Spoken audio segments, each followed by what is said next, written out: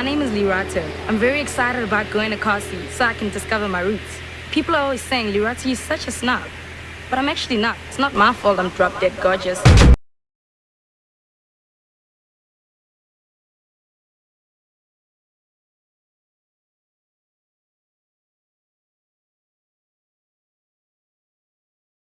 On August 23rd last year, officials from Brazil's Indigenous Protection Agency found a 60-year-old man lying dead in a hammock in the Amazon rainforest.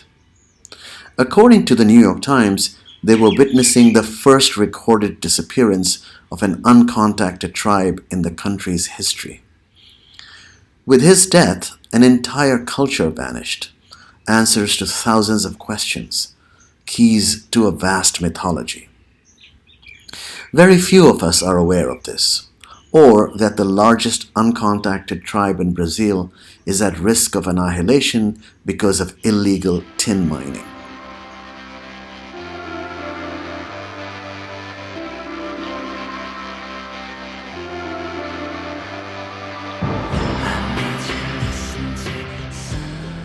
The West's story engine is consumed with producing and regurgitating its own legacy, a continuation of the post-colonial project of cultural imperialism, where the protagonists are Western heroes from film, TV, music, sports, and titans of technology and business.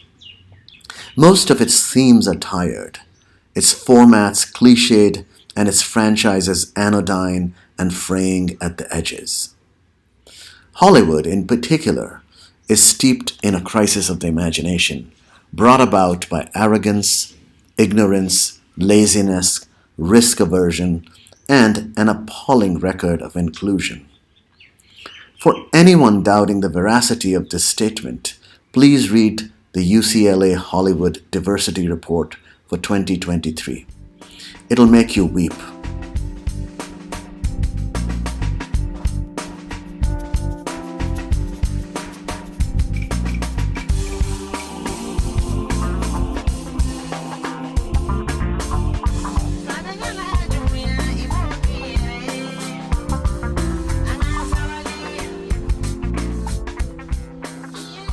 The rest of the world, whether it be Asia, Africa, the Middle East, or Latin America, has been a stage for white self-discovery or moral reckoning, or an exotic setting for tales of violence and upheaval. Our realities, identities, beauty, and culture, the coming of age of our youth, have mostly been sidelined. For decades we have existed in shorthand, cliches and contortions: the dangerous black man, the Muslim terrorist, the noble savage, the untrustworthy Chinese, the freeloading immigrant who will take your job. From blackface to blatant racism, to lazy and ignorant depictions, we have drifted in and out of the shadowy underground.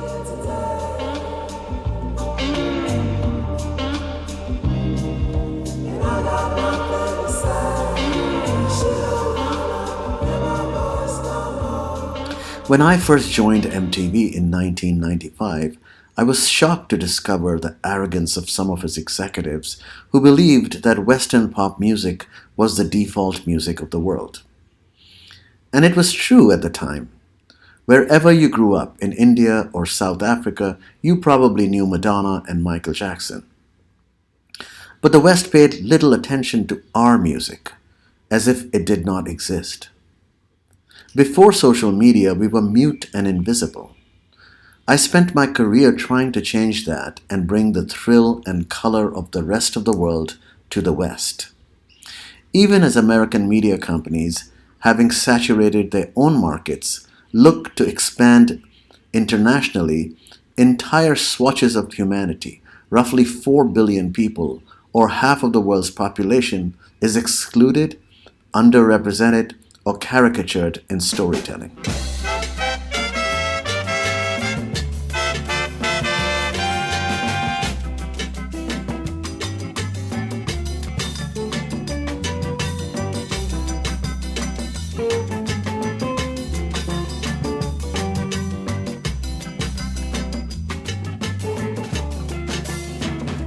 Whether it be the 400 million indigenous people on Earth, the 82 million displaced, the 1.2 billion global youth, or 2 billion Muslims, entire communities are invisible or trapped in callous, one-dimensional portrayals. Their joys and sorrows, mysticism, love and laughter, and their heroes and villains are absent from our screens. You would need to be a detective to find the beautiful Sami people of Scandinavia, the Romas, Kurds, Yazidis or Hazaras, the Uyghurs of China, the Dalits of India, or the Himba or Hereros of Namibia in today's films. They have escaped the West's attention, except in passing, or, like every Muslim is a terrorist, they have been brutalized in our depictions.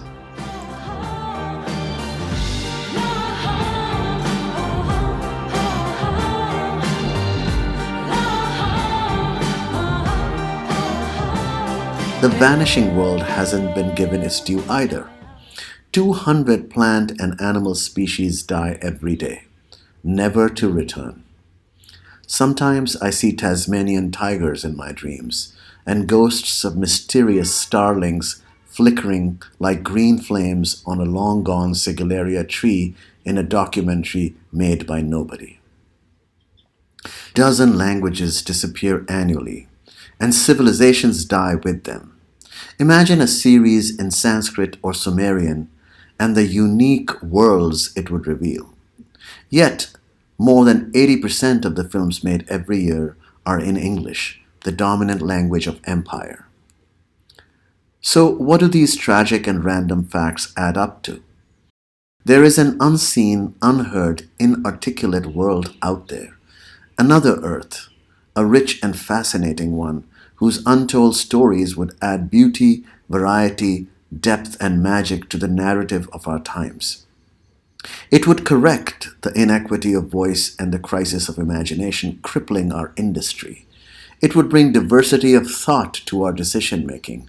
It would grow our businesses. According to one estimate, by 2025, media and entertainment will be a $2.6 trillion business, an unprecedented tidal wave of content, both fiction and non-fiction.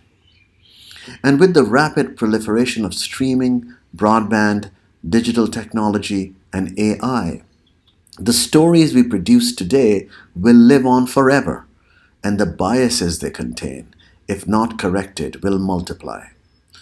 The question is, what is the record of our time we want to leave behind? One told through the Western lens, heavily skewed to Caucasian history, its values, goals, and monoculture, or a more inclusive one where the entire world and all its races are mirrored in their technicolored, phantasmagorical glory. It is true Western media companies like Netflix, Amazon, Disney, and others looking for foothold in the so-called growth markets like Asia and Latin America have given livelihood to thousands of people, elevated the craft of documentary and fiction filmmaking, and brought some new stories from far-flung cultures into the global mainstreams. But they've also perpetuated stereotypes, widened the chasm between those with or without voice, and choked creativity in many countries. Netflix's Fauda, for example, is an exhilarating and well-made series from Israel, but Palestinians have nothing like it to present their point of view. They have no control over their own story. To be clear, the crisis of imagination is not exclusively a white problem. In India, Bollywood and Hollywood, the twin engines propelling storytelling, are mostly focused on trite, urban Indian narratives in Hindi and local remakes of successful Western formats like Luther and Elite, ignoring the vast, rich mythology of the country, its 22 other languages and hundreds of dialects. Rural India and the country's minorities are trapped in stereotypes, and its fascinating subcultures from the Northeast to the heartland and the South are unexplored. We do not need an Indian version of the Archies. We have our own vibrant youth culture that needs celebration. With the massive investment in connecting with new audiences in non Western markets, we have the possibility to tell a more inclusive story of our time. We have a powerful opportunity to correct the inequity of voice and create a new global mythology, one that reflects all people. This is not an easy task. There are many ways to do this, but all of them require vision, audacity, courage, and intellect. First, we have to reframe the world. Earth is not just a setting for Western narratives. Africa and Asia are not just backdrops for fantasy and disaster where locals are sidelined. We need to get past generalizations and narrate with specificity. We need to tell stories of hope, joy, and empowerment, not distress and squalor. Second, we need to deepen storytelling from the rest of the world and dig deeper into global mythologies. Africa, Iran, Turkey, Egypt, Latin America all have phenomenal stories to be excavated and great talent. Beyond the tropes of Bollywood, there's beauty and complexity in India where multiple cultures coexist. Authentic, progressive representations will arise from empowering local talent, which is plentiful. Third, we should focus on women storytellers. There are visionary female filmmakers in every part of this planet, from Haifa al-Mansour in Saudi Arabia to French-Senegalese Mati Diop to Wad al-Khatib in Syria to Amanda Kernell, the Sami filmmaker from Sweden. There is phenomenal female talent that can inject new and important perspectives to factual and fiction formats. And finally, we need to create systemic change in the story engine. It's the only way to create equity of voice. We need to invest in fresh talent from the parallel universe we have ignored.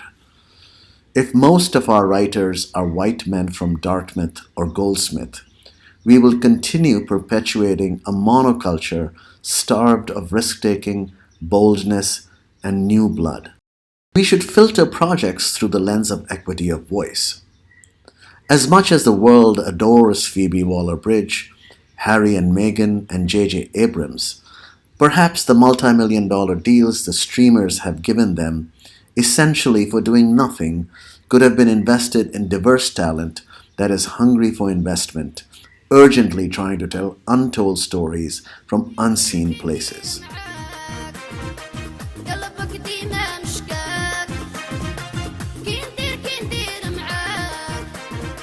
All of us in this room have the power to make change.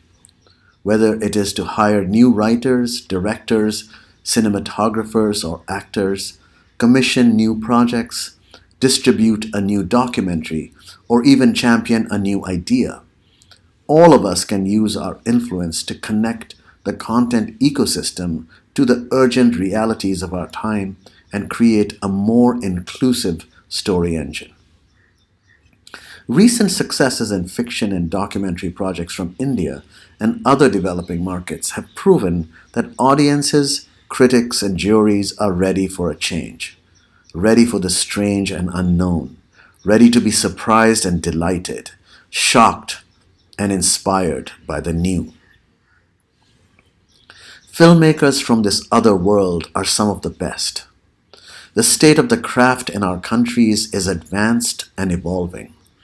Everything Everywhere from the US and RRR from India have proven that our themes and struggles are universal. We can make you cry and make you dance. And stellar factual content like All That Breathes by Shaunak Sen and the recent Academy Award winning The Elephant Whisperers by Karthiki Gonsalves enrich and enlighten us with their poignant themes, unforgettable characters, and scintillating photography. We live in a world of astounding possibilities, where fact is stranger than fiction. There are real characters, heroes, heroes and heroines and villains that would make the Marvel universe seem dull and boring. The electric thrum of the streets of Tangier, the magical backwaters of Kerala, the technicolor and riveting stories of the musicians of Niger, the mind-blowing tales of transcendence and survival from Syrian refugees, the drama of Old Delhi, the awe-inspiring, heartbreaking stories of the women in Iran and Afghanistan, the fables and magic of my hometown of Lucknow. All of these are mysteries to be unraveled. They contain danger, desire, tragedy, heartache, love, loss, joy, and ascendance. They are tales of gods and shamans, winners and losers, saints and murderers, punks and poets, muses and magicians. The world is hungry for these stories of the gorgeous unseen, and we have the power to tell them.